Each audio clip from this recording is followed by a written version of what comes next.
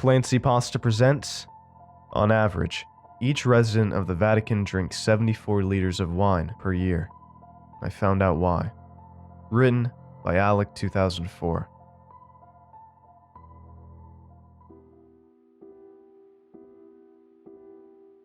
I know. It sounds crazy, doesn't it? Or maybe it doesn't. I guess it all depends on perspective. 54 liters is about 19.5 gallons. It's enough to fill up a bathtub, or a fish tank. I guess per day, it doesn't seem like too much. It's only around 200 milliliters of wine every evening, or nearly 8 ounces. Still, quite a bit, but not ridiculous. At least it wouldn't be if the Vatican didn't claim that most of the wine drunk by the clergy is communion wine, which means that the priesthood must be getting pretty plastered every Sunday, let alone other days when they may attend Mass. Or are they? Now, I've never read the Bible. Hell, I can count with my fingers the amount of times I've been to church, but if I remember correctly from my brief religious studies in school, the blood of Christ was wine, which is why it's drunk in church.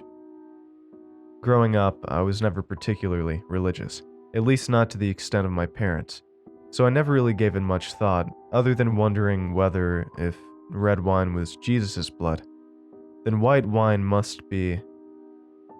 Never mind. But even though I'm not hugely religious, I was pretty excited for a day trip to the Vatican City when my wife and I were on our honeymoon in Rome a few months ago. I was always interested in the history of the place, and if I'm honest, the conspiracies and mysteries that came with it. There are tombs under the city that haven't been opened for hundreds of years. Nobody knows what's inside of them. It's fascinating. I was blown away when we finally got there. The architecture was awe-inspiring. The art was breathtaking, and watching the Swiss Guard patrol was like a step back in time. We came on a Sunday, so it was pretty busy. However, we managed to wade our way through the crowds and eventually made it to a 5 p.m. service. I was disappointed to find out that the Pope only made public appearances on Wednesdays, but just being there was enough for me. It was incredible. The ceiling was high and, just like the walls, it was lined with gold.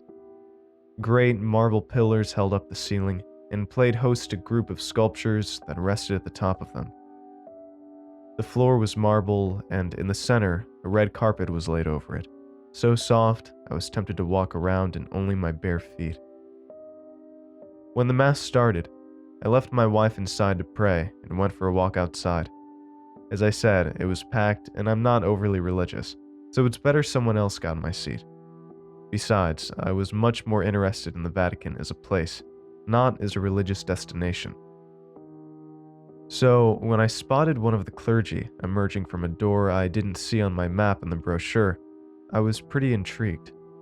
It was around the back of St. Peter's Basilica where the Mass was housed. I only caught a glance of the priest emerging from the small door, so I didn't really catch his face. However, I did see that he was holding a bottle of wine, presumably for the Mass inside of the building.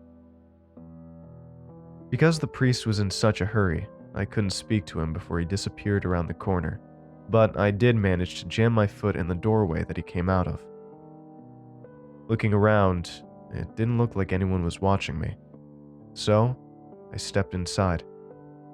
I know it was dumb, but I was just curious. Stepping inside, I was shocked. I suppose I expected something grand and holy based off of what the rest of the Vatican was like. However, I was met with a surprisingly average and narrow plank-floored hallway, and instead of marble and gold walls, all I got was some bricks. It honestly didn't even smell that good. In fact, it smelled almost rancid or moldy. It's very hard to put into words, but whatever the smell was, it wasn't pleasant. The hallway was long and on a downwards angle. It seemed like forever before I saw a door. I was tempted to open it outright because I figured I could just pretend I was a dumb tourist who had gotten lost, but I decided to press my ear up against it instead, to try and see if anyone was inside. I couldn't hear much at first, but after I waited a moment, I could hear faint voices, as if two people were speaking to each other in a big room. It took me a moment to realize that these two people, whoever they were, weren't speaking Italian either. In fact, it sounded like they were speaking Latin. I was intrigued but disappointed, because if they were speaking Italian, I might have even been able to ask them what this place was, as I spoke a bit of it myself. Deciding not to investigate, I pressed onwards down the hallway. I knew I should have turned around, but I had already started down this rabbit hole of sorts, so I wasn't going to turn back.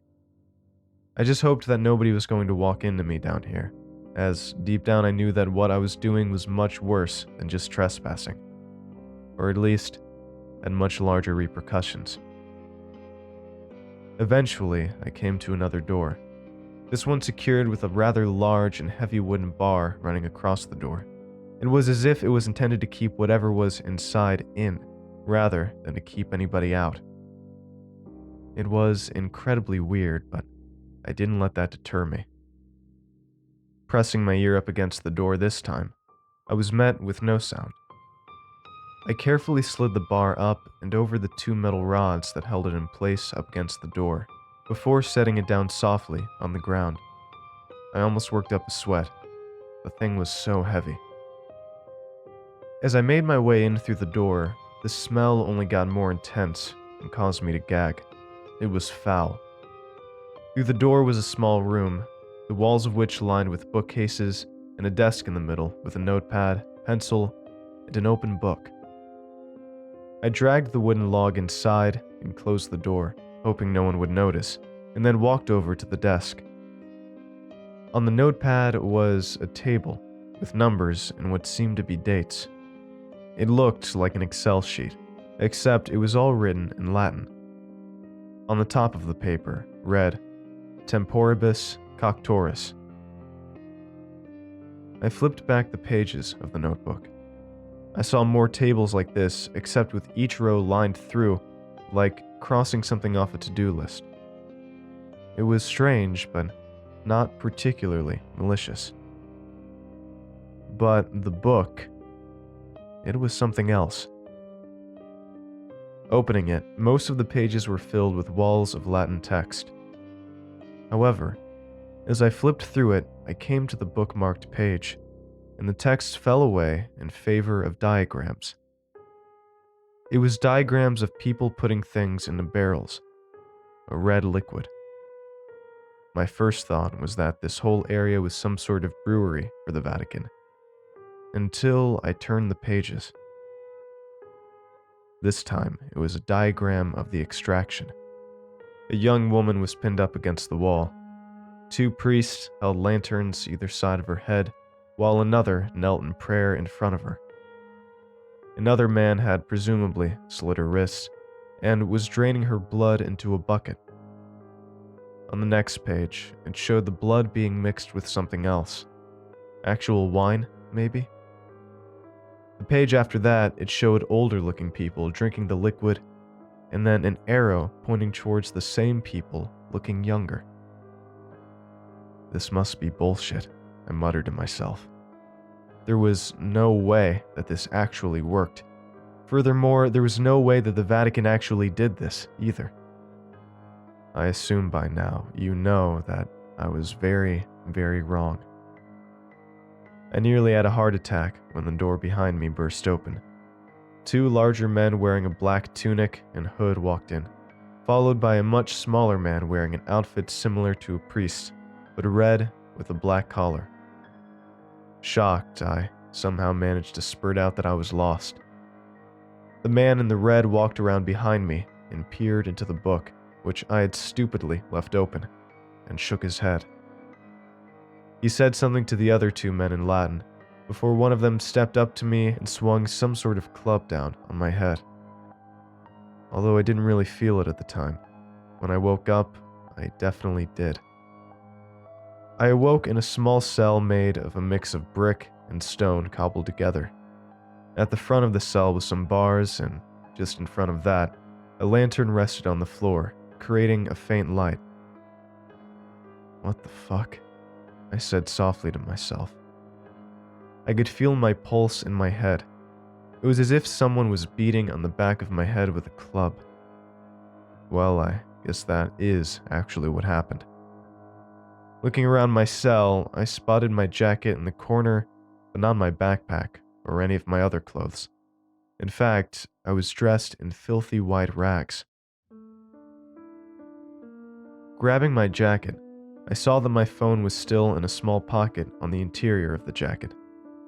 I always kept it there, as I was scared of being pickpocketed. I figured that whoever took my stuff missed that pocket. I walked over to the metal bars at the front of my cell. It seemed so cliché, like the prison from one of the Pirates of the Caribbean movies. I called out, Hey, is anybody here? I don't know what's going on. I was lost and I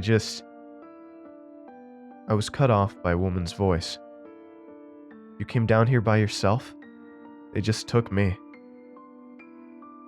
Her voice was weak and sounded as if it came from the cell that was next to mine. Yeah, I saw someone come out of a door and I made my way down, I replied. Do you know what's going on? I saw something before and I think that's why they took me. No, I just remember passing out a while ago. I can't remember the date, but I think it was a week ago. I don't know, I just woke up here, like you. What's your name? She asked. I think she was just as afraid as I was. Alec. And you? Esther. I came down here from Sweden with my mother on holiday. Next thing I know, I'm locked in a cell. Hey, you said you saw something when you came down here, she asked in a concerned tone. I explained to her what I had seen in the book, and the table with the dates and numbers. That's probably why they took away the girl who was in your cell a while ago. Oh God, what if that happens to me? She started to wail, and my attempts to calm her down didn't really do much, so I decided to see if I had any phone charge left. Turns out I had almost half battery, but no signal. All I had was a very, very small Wi-Fi connection that I had locked onto during lunch at a cafe right by the entrance to the Vatican. I assumed the hallway I walked down must have led me down under it, which is why I could connect. I snapped a few photos of my surroundings and was about to message my wife over social media when I heard a door open. I ran back to my jacket and quickly slid my phone back into the same jacket before running back to the bars to see what was happening. Footsteps stopped in front of Esther's cell, and then mine. It was two men, possibly the same two I had seen before, but I wasn't sure, as one was slightly shorter, but they wore the same outfits. One of them held a large knife up to me, while the other opened the door and slid in some soup and bread before leaving. After they had left, I finally was able to message my wife with what was going on over my phone, along with a couple pictures. She said that she had called the police and that they were investigating, but they weren't taking it too seriously. I think the police may have ties with the Vatican, or at the very least are paid to not investigate the people that go missing while visiting. It's been a few days since then. I decided to type this up to do something instead of wallow in my own self-pity. I don't know how I'm going to get out of here. I'm still messaging my wife whenever I can, but my battery is dying. I don't know what I'm going to do, and I'm scared. I think I know why so many people go missing in the Vatican, and I think I know why the clergy here drink so much wine.